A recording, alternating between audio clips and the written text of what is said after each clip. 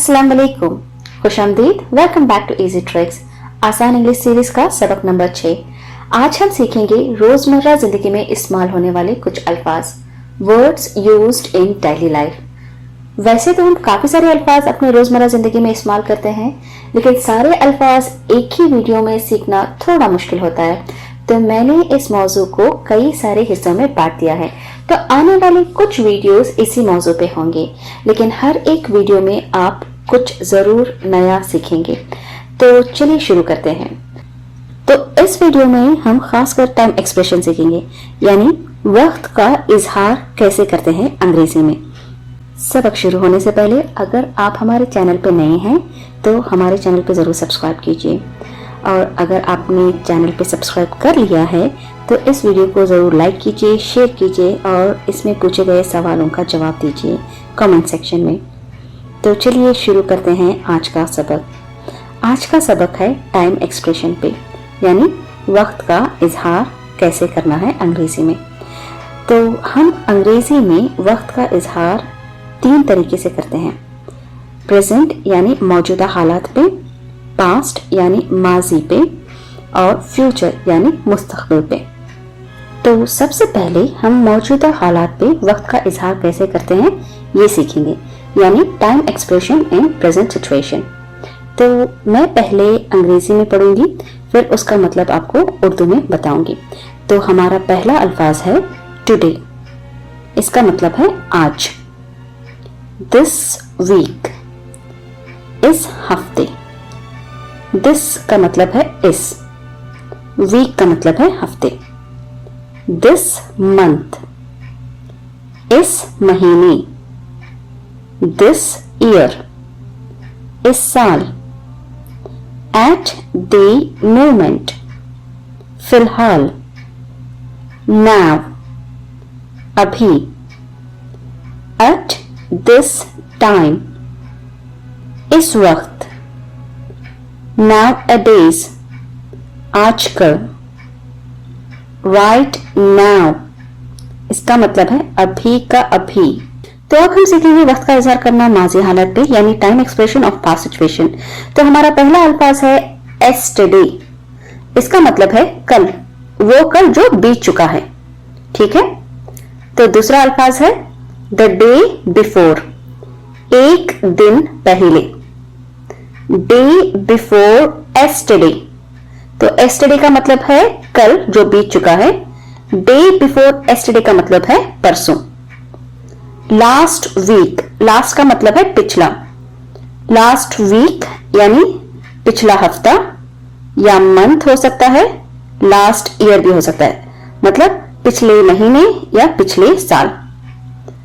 1 week एगो, एक हफ्ते कबल। A while ago, थोड़ी देर पहले। A long time ago, एक तवील वक्त पहले, यानी बहुत वक्त पहले। तो हम बात कर रहे हैं उस वक्त का जो बीत चुका है। तो चलिए देखते हैं कुछ और अल्फाज। An hour ago, एक घंटे पहले। This morning, यानी आज सुबह, या फिर दिस आफ्टरनून, यानी आज दोपहर। और दिस इवनिंग, इसका मतलब है आज शाम। इन द पास्ट, माजी में। रिसेंटली, हाल ही में।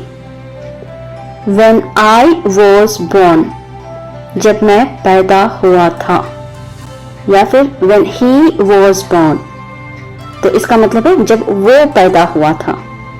या when she was born, इसका मतलब है जब वो पैदा हुई थी। ठीक है।